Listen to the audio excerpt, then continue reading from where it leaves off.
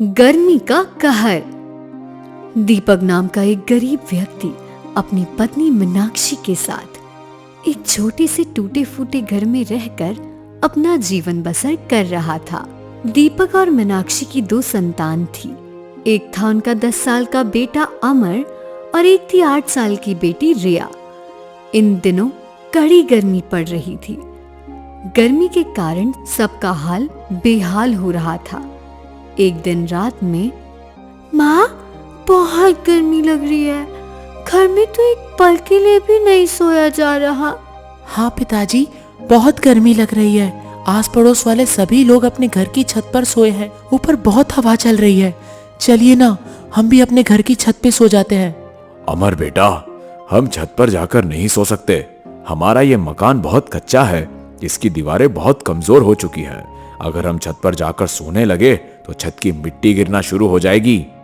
तो हम क्या करें पिताजी? इतनी गर्मी के अंदर सोया नहीं जाता हमसे।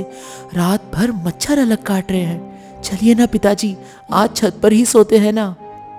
जी, अगर बच्चों का इतना मन कर रहा है तो आज सो जाते हैं ना। एक बार सोने से कुछ नहीं होगा।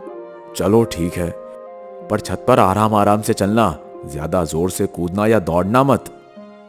गर्मी के कारण चारों आराम आराम से घर की छत पर जाते हैं। घर की छत पर जाते ही छत हिलने लगती है। जी, छत तो हिल रही है, कहीं ये गिर ना जाए। आराम आराम से सब एक जगह आकर लेट जाओ। चारों धीरे धीरे छत के एक हिस्से पर जाकर लेट जाते हैं। उनके लेटते ही मकान की एक दीवार कमजोर होने के कारण धंसने लगती है। ये देखकर चारों चिल्लाने लगते हैं, रिया, रिया बेटा, हिलो मत, वरना दीवार पूरी तरह गिर जाएगी। एक जगह शांति से खड़े रहो। चारों बिना हिले एक जगह शांति से खड़े हो जाते हैं। अब मकान धीरे धीरे हिलने लगता है। जी, ये क्या हो रहा है? कहीं ये मकान गिर ना जाए। मैंने पहले ही मना किया था तुम सबको कि हमारा मकान बहुत कच्चा है, पर तुम मेरी एक नहीं सुन रहे थे। अमर बेटा, तुम धीरे धीरे हल्के पैरों से यहाँ से सीढ़ियों तक जाओ। अमर धीरे धीरे हल्के पैरों से सीढ़ियों तक जाता है। उसके बाद रिया जाती है और फिर मीनाक्षी जाती है। अब तीनों आराम से छत से नीचे उतर चुके थे। अब केवल दीपक अकेला ही छत पर खड़ा था। जी, आराम आराम से आइए। मीनाक्षी, बच्चों को लेकर मकान से दूर चली जाओ। दीपक जैसे ही अपना पहला कदम आगे बढ़ाता है, तभी मकान की दीवार की मिट्टी पूरी तरह से धंस जाती है, जिसकी वजह से पूरी छत नीचे गिर जाती है। इस हादसे में दीपक को बहुत चोट लगती है। ये क्या हो गया? दीपक, दीपक! मीनाक्षी और बच्चों की आवाज सुनकर आस पड़ोस वाले कुछ लोग वहाँ आते हैं और वो दीपक को जैसे तैसे अंदर मलबे से बाहर निकालते हैं और दीपक को हॉस्पिटल लेकर चले जाते हैं, जहाँ दीपक के दोनों पैरों पर प्लास्टर लग जाता है। अब देखते ही देखते 2 दिन गुजर जाते हैं। आस पड़ोस वालों ने मिलकर दीपक के मकान की अच्छे से सफाई कर दी थी। अब दीपक के मकान पर छत नहीं थी। चारों अपने बिना छत के मकान के अंदर बैठे थे। ये सब क्या हो गया हमारे साथ? अब हम बिना छत के मकान में कैसे रहेंगे? अब तो इस मकान में और भी ज्यादा गर्मी लग रही है। धूप पूरे घर के अंदर आ रही है। माँ, हम घर के ऊपर कोई कपड़ा बांध लेते हैं ना, ताकि घर के अंदर धूप ना आ सके। हम कपड़ा कहाँ से लाएंगे? छत के टूटने से हमारे घर का सारा सामान टूट गया है। सब कुछ बर्बाद हो गया है। अब हम पकाना, रहना, सहना कैसे करेंगे? तभी दीपक रोने लगता है। क्या हुआ पिताजी? आप रो क्यों रहे हो? मेरा परिवार गर्मी के कहर से ऐसा जूझ रहा है और मैं अपने परिवार के लिए कुछ नहीं कर पा रहा हूँ।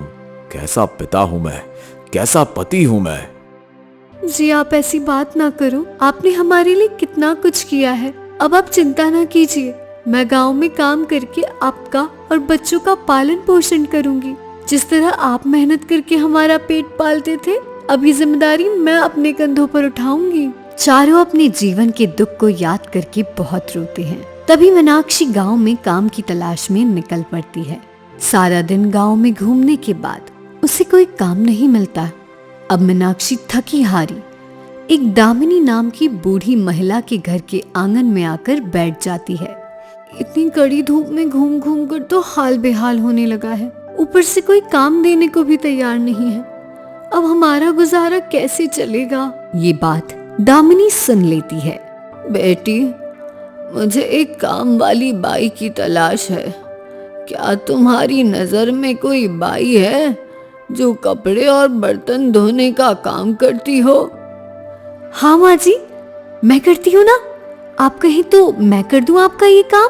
अगर ऐसी बात है तो मेरी सारी समस्या दूर हो जाएगी।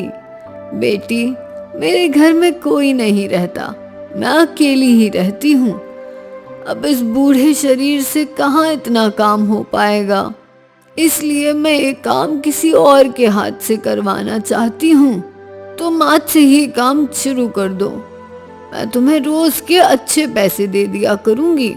अब मीनाक्षी दामिनी के घर में बर्तन धोने लगती है।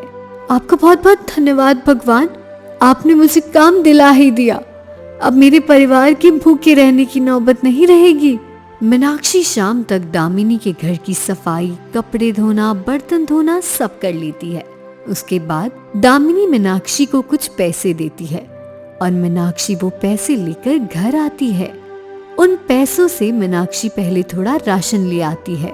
माँ, भूख लगी है। हाँ रिया, अमर चलो मेरे साथ बाहर, हम बाहर से थोड़ी काली मिट्टी ले आते हैं। मीनाक्षी अमर को लेकर बाहर आती है और बाहर से काली मिट्टी एक बोरी में भरकर ले आती है। ये काली मिट्टी का क्या करेगी मीनाक्षी? हमारे घर का चूल्हा तो पूरा टूट चुका है, अब मैं खाना किस पर बनाऊं? इसीलिए मैं इस मिट्टी से एक चूल्हा बना देती हूँ और इसी पर खाना बनाया करूंगी। मीनाक्षी फटाफट घर के आंगन में एक मिट्टी का चूल्हा बना देती है और इस पर खाना बना लेती है। गरीबी जब हद से ज्यादा बढ़ने लगती है तो इंसान के जीवन में समस्या भी बढ़ जाती है। देखते ही देखते कई दिन गुजर जाते हैं। मीनाक्षी रोज सवेरे दामिनी के घर जाकर काम करती थी और शाम को अपने घर आकर अपने बच्चों और पति की सेवा में लग जाती थी। गर्मी और धूप के कारण मीनाक्षी और उसके परिवार का हाल बेहाल हुए जा रहा था। बिना छत के घर में रहना मीनाक्षी और उसके परिवार के लिए बहुत मुश्किल हो रहा था। एक दिन मीनाक्षी दामिनी के कपड़े लेकर दरिया के पास आती है और कड़ी धूप में ही दामिनी कपड़े धोने लगती है।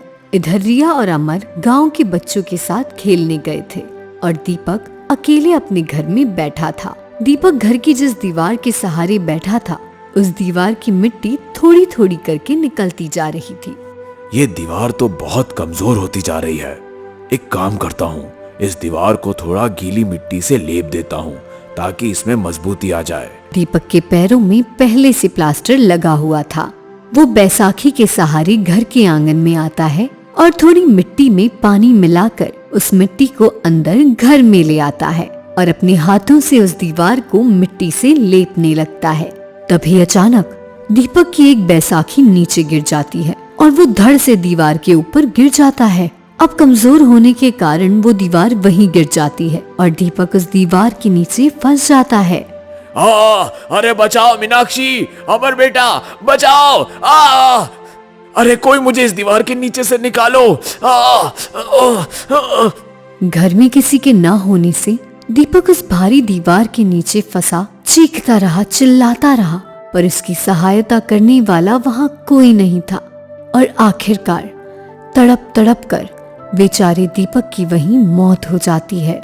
ये दर्दनाक हादसे का दर्द केवल दीपक ही जानता था।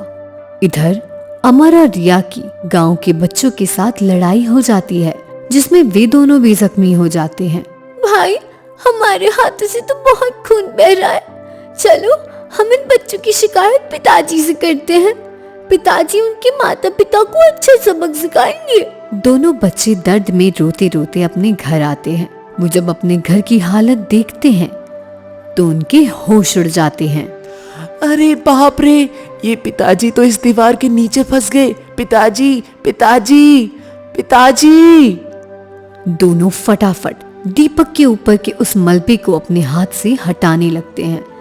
ये पिताजी उठ क्यों नहीं रहे? पिताजी उठिए ना, आँख खोलिए ना पिताजी, पिताजी!